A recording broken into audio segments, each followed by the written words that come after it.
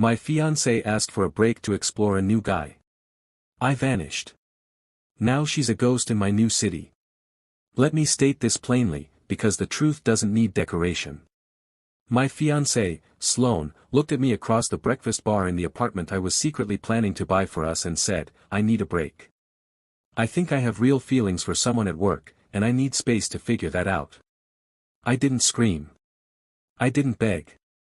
I simply looked at the woman I'd saved for, planned for, and dreamed with, and saw a polite stranger. "Okay," I said. "Then it's not a break. It's over." 14 days later, I was gone. I transferred my job, broke my lease, and moved from the sun-scorched sprawl of Phoenix, Arizona, to the mist-shrouded, evergreen silence of Bellingham, Washington. I used the future fund, the one meant for a ring and a down payment, to finance my own witness protection program. That was 20 months ago. She now lives in my zip code. She accidentally frequents my grocery store, my gym, and my favorite hiking trail. Her parents, lovely people caught in her wake, called me last week, their voices cracked with shame, to apologize for her unfathomable behavior. I was gracious to them. I have still not spoken a single word to her. I'm 34. She's 29. And the question that keeps me up isn't about love or closure, it's whether the sheer, unbroken force of my refusal is the healthiest boundary I've ever set, or a monument to a hurt I've allowed to petrify. To understand the absolute zero of that final, okay, you have to feel the heat of the beginning. It was July 2023. I was a logistics manager for a mid-sized aerospace supplier. She, Sloane, was a newly hired marketing coordinator, a burst of color in a world of beige cubicles and safety protocols. Our meet-cute was an actual crisis. A prototype component for a satellite was missing, a 7-figure oversight. Panic was a scent in the air. I was in the warehouse, my shirt stuck to my back, ready to dismantle shelving with my bare hands. She walked in, not with a clipboard, but with a tablet. "The shipping manifest from June 17 has a duplicate SKU," she said, her voice calm. It was scanned into the quality assurance quarantine zone. "It's not lost. It's just misplaced." She led me to a locked cage in the back. There it was. In that moment, she wasn't just beautiful, she was a genius. I fell, and I fell hard. For 4 months, it was a secret, sparkling universe of two. Stolen lunches in my truck, weekend trips to Sedona, planning a future that felt written in the stars. Then, the first fracture. I had to cancel a weekend trip to visit her family in Tucson. A critical audit was sprung on us. A professional obligation, not a choice. Her reaction wasn't disappointment, it was a theatrical, public execution. On Monday morning, in the main atrium during the peak arrival rush, she didn't just break up with me. She performed it. "If I'm not a priority, then I'm an option," she declared, her voice carrying across the marble. "And I am no one's option. We're done, Kieran." She dropped the little origami crane I'd made her on my desk and walked away. The humiliation was a living thing, crawling up my neck. I saw the smirks, the raised eyebrows. My direct supervisor later pulled me aside. "Personal drama stays off the factory floor, Holt." I was professionally neutered that I lasted 2 weeks in that toxic aquarium. My friend and cubemate, Leo, a cynical software engineer with a heart of gold, finally emailed me a job listing at a firm in Denver. "The oxygen here is poisoned for you, brother. Breathe somewhere else." I resigned. Phoenix, however, is a sprawling small town. Our circles overlapped. I'd see her at the artisanal cheese shop we loved, at the indie cinema, her laugh a specific sonic signature in a crowd. The city became a gallery of our ghost. The reconciliation was a slow, wet thaw 8 months later. We ran into each other at a charity 5K for a local animal shelter. It was raining. We took shelter under the same pop-up tent. She looked diminished, the performative confidence gone. "What I did, it was cruel. It was a kind of violence," she said, staring at the rain-churned mud. "I was so scared you'd see how ordinary I was and leave, so I tried to leave first. And I did it in the worst way possible. I think about your face in that atrium every single day. It's my personal hell." The raw, ugly truth of it disarmed me. Everyone warned me. My sister, Fiona, said, she doesn't love you, Kieran. She loves the story of wrecking you and saving you. But I saw profound, agonizing remorse. I believed in redemption arcs. We reconciled in the spring of 2024. It was better, we swore. More honest. We spoke of marriage not as a fairy tale, but as a partnership. We wanted a modern farmhouse on the edge of the desert, a place to watch the monsoons roll in. I felt a deep, settled certainty. I had my person back. That's when I initiated Project Foundation. I took on a brutal side hustle consulting for a freight brokerage, working nights and weekends. I became a ghost at social events, permanently exhausted, my mind always on interest rates and square footage. I was architecting a surprise future, a physical manifestation of my commitment. At the same time, a new name entered her daily narratives, Colton, a charismatic freelance photographer hired for the new company branding campaign. Colton says authenticity is the only brand that matters. Colton spent a summer foraging in Iceland. Colton thinks my eye for composition is innate. The Colton Chronicles were a daily briefing. Then, radio silence. The stories ceased. When I asked, how's the photo shoot series with Colton wrapping up, she waved a dismissive hand. It's fine. He's a bit much, actually. The pivot was too sharp, too defensively casual. The request for a break came on a Sunday evening. We were assembling IKEA furniture, a bookshelf for our future. She put her Allen key down with a definitive click. Kieran, she said, not meeting my eyes. I need a break. Some space. The world narrowed to a tunnel. Why? I feel suffocated. The routine. I need to figure out who I am outside of US. This is about Colton, isn't it? I asked, my voice terrifyingly calm. Her head jerked up. A flash of something, guilt, annoyance, before it was schooled into pity. God, you're so insecure. This isn't about him. It's about me. I left. I spent the night in a soulless airport hotel. The next day, I called Leo. What are you hearing? Leo sighed, the sound of someone delivering a verdict. The marketing hive mind has decided you're an energy vampire. That Sloane's light is being dimmed. Colton, apparently, is a walking solar panel. He's been making his interest abundantly clear. Her friends are her cheering section. I told him about the second job, the house fund, the ring purchased and hidden.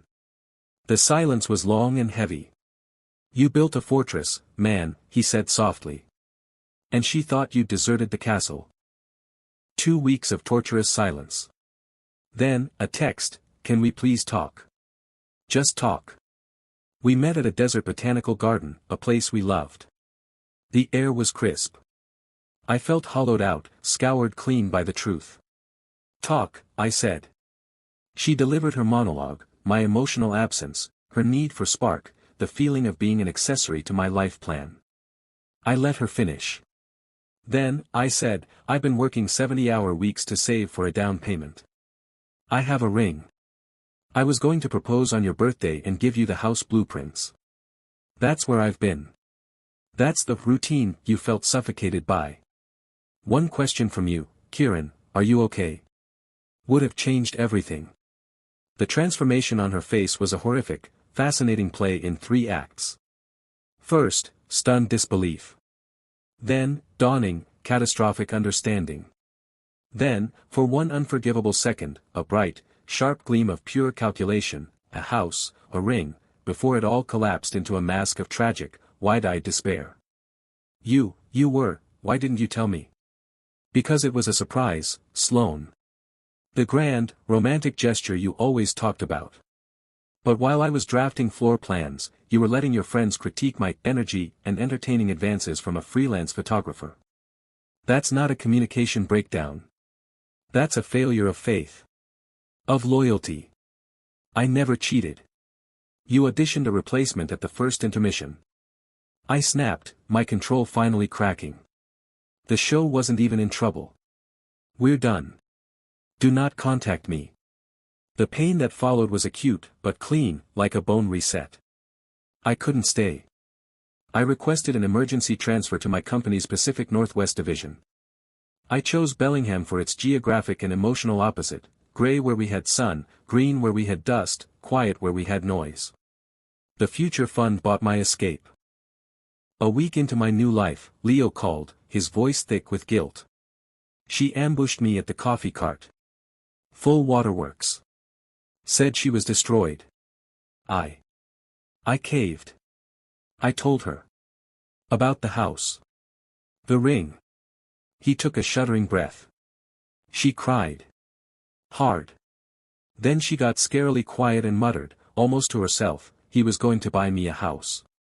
Kieran, she didn't say your name. It was, he and me. Like you were a vendor. I'm sorry. I thought the truth would be a mirror. It was just a window into a void. That detail was the final, sickening piece. It wasn't about losing a partner.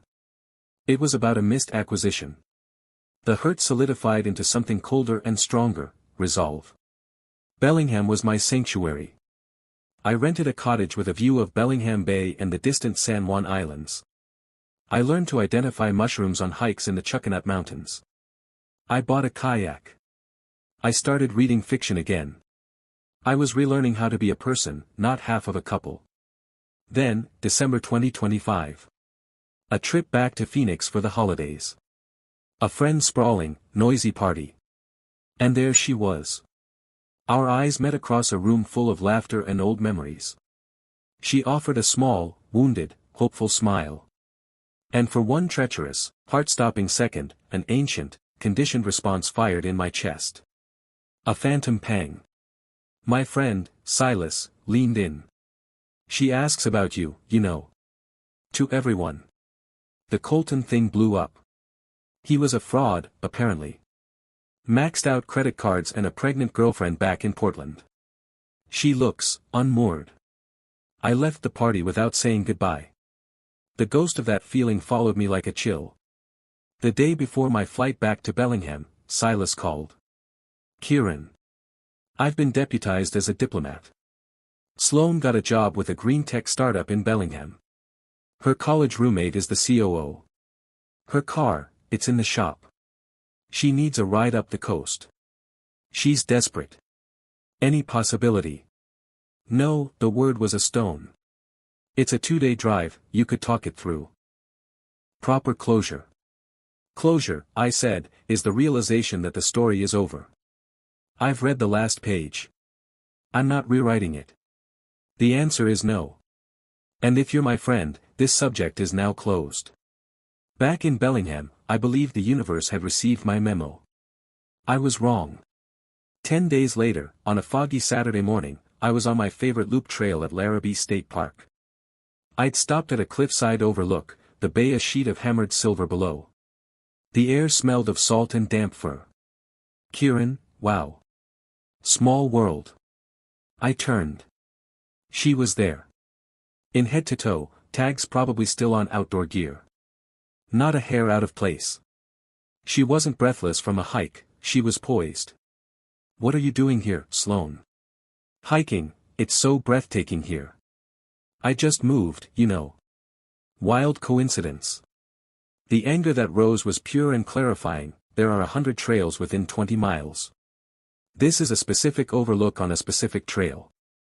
This is not a coincidence. This is deliberate. Her face fell into the practiced, wounded expression. That's so unfair. I just wanted to say hello. We're neighbors now. Can't we be civil? Civil would be you respecting the very clear, very simple boundary that I do not want to see or speak to you. Leave me alone. I walked away, my boots crunching on the gravel. I didn't look back. She tried twice more. Once, shopping at the specific, tiny co-op where I buy my obscure Scandinavian sourdough. Once, taking a walk that just happened to pass directly in front of my cottage as I was unloading my kayak. Each time, I looked directly through her, as if she were a smudge on a window, and continued my life. The final, brazen escalation happened at my sanctuary, the Endless Knot, a used bookstore and tea house run by a retired professor. It's where I write in my journal. My corner armchair was a sacred space. A shadow fell across the page. Her perfume, orange blossom and sandalwood, hit me first. Kieran, please, just 5 minutes. She stood there, holding a porcelain cup, dressed in the kind of elegant, casual outfit that takes an hour to assemble. This was a targeted siege. You are stalking me, I stated, my voice flat and cold. This is harassment. I'm not stalking you, I love bookstores. Who told you about this place? I cut in, my eyes flicking to the owner, Elara, at the till. She gave a minute, horrified shake of her head. Get out, now.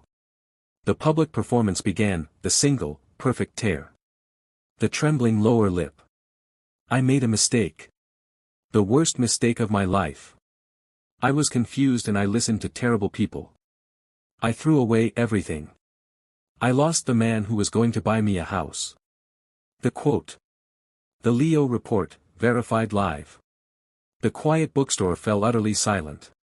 A college student studying nearby glared at me, the obvious villain. I stood that I spoke clearly, for the room. You didn't lose a man. You lost a transaction you felt entitled to. You are not mourning a relationship. You are grieving a missed investment opportunity. I am not an asset. I pulled out my wallet and placed $100 bill on the table. For my tea, for Elara's trouble, and for the emotional pollution you've just released in this peaceful place. The next time you insert yourself into my life, I will not speak. I will photograph you, I will call the police, and I will file a formal stalking complaint. This ends. Now. I walked out. The cool, damp air felt like a baptism. The line was now a fortified border. The social reckoning was swift. Leo, loyal to the end, posted a brilliant, scathing article about the tyranny of the persistent ex and the difference between romance and coercion. Our entire Phoenix social and professional network erupted in support. The tide of public opinion turned with a vengeance. Sloane was now being discussed in hushed, concerned tones, not as a heartbroken woman, but as something unsettling. For a month, there was profound, beautiful silence. Then, after a pub quiz night with my new Bellingham hiking group, my phone rang. A mutual friend from Phoenix, Kara. Kieran, hi. Sloane messaged me. She just wanted me to tell you, she understands now. She promises to stop. But she says her door is always open if you ever want to talk. For healing. I closed my eyes. Kara, her open door leads back into a burning building. I already escaped. I'm not going back in to discuss the fire damage. Never do this again.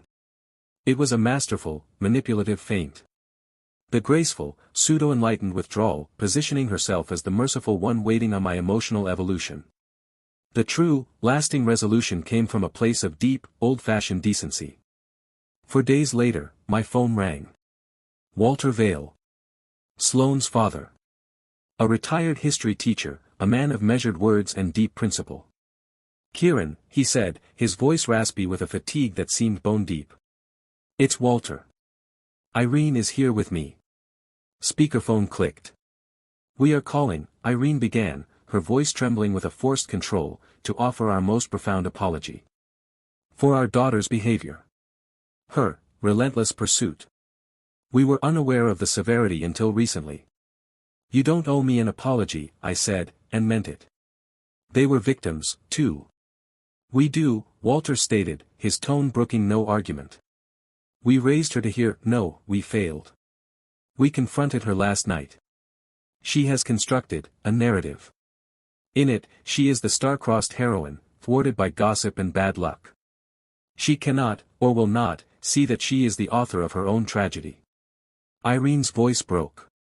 She has agreed to 2 things. First, to cease all contact with you, permanently. 9 months later, spring 2027. The silence has held. Leo keeps me updated, he feels a sense of responsibility. Sloane completed her DBT program. She moved to Boise to live with an aunt and, according to vague reports, is working at a nonprofit. The chapter is closed, the book archived. I used the last of the future fund as a down payment on a small, quirky A-frame cabin on 5 wooded acres just outside Bellingham. It has a massive stone fireplace and a deck that faces Mount Baker. I propose to no one on it. I share it with a loyal, goofy mutt I adopted from the shelter, a dog named Captain who fears squirrels and loves popcorn. I've started dating, cautiously. A woman named Maya, a marine biologist who studies orca communication. She's quiet, grounded, and finds my reclusive cabin charming. We take it slow. She knows the broad strokes of my past, she calls Sloane the Phantom. Life is peaceful. And then, the twist arrived, not from Sloane, but from the past. 2 months ago, I received a LinkedIn connection request and a message. The name, Ben Carter. The message read, "Hey Kieran. This might be out of the blue. I heard through an old mutual friend about your situation with Sloane Vale. I was engaged to her from 2019 to 2021. I live in Denver now. If you ever want to talk to someone who truly gets it, I'm here. No pressure." My blood ran cold. I connected. We scheduled a call. Ben's story was my story, with different set dressing. The meet cute at a tech conference, he was an architect. The whirlwind romance. The first, public breakup over a minor slight, in his case, at a friend's wedding rehearsal dinner. The tearful reconciliation.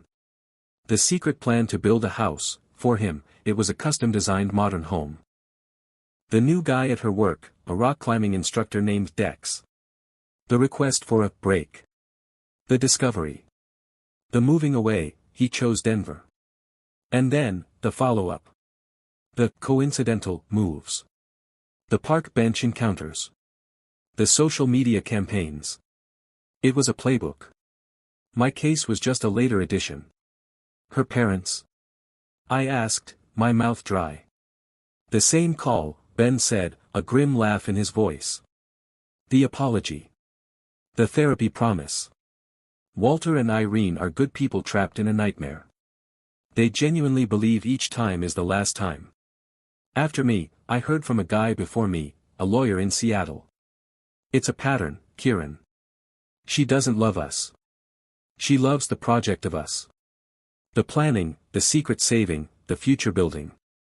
The moment it becomes real, or the moment a shinier new project appears, she sabotages it.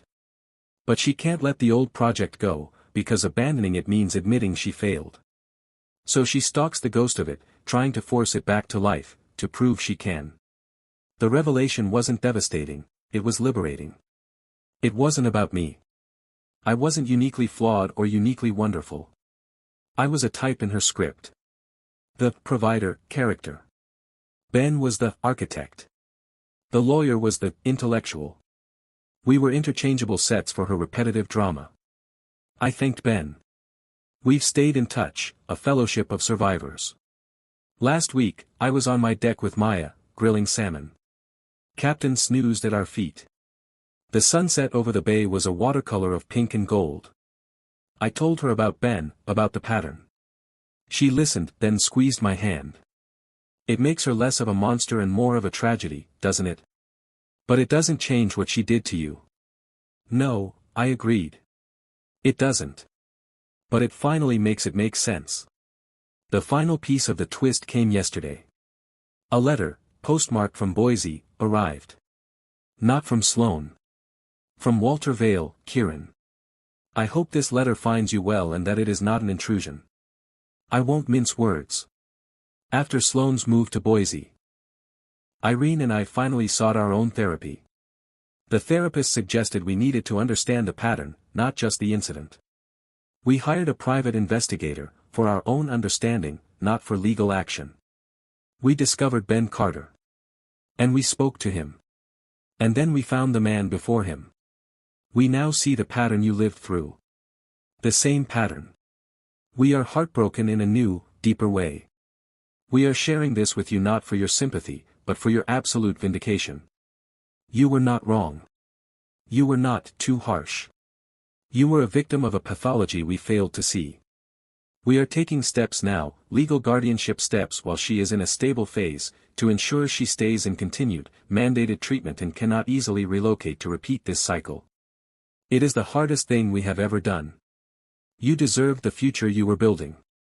I am so sorry our daughter stole its blueprint. We release you from any shadow of doubt. You were right to run. You were right to build walls. You were right to live your life. With enduring respect and apology. Walter and Irene. I held the letter, the high-quality paper crisp in my hands. I felt no victory, only a profound, settling peace. The last phantom doubt dissolved. The twist wasn't a shock, it was a confirmation. A final, external validation of my internal truth. I looked out at my woods, my dog, the woman beside me who asked direct questions and valued clear answers. This life, this quiet, real, built with my own hands life, was not a consolation prize. It was the reward for having the courage to walk away from a beautiful, toxic fiction. I folded the letter and placed it in a kindling box for the fireplace. The past could warm my home on a cold night, but it would no longer live in my head, rent-free. The story was over. And I was finally, unquestionably, free. Subscribe Karma Twin Voices for more Reddit stories.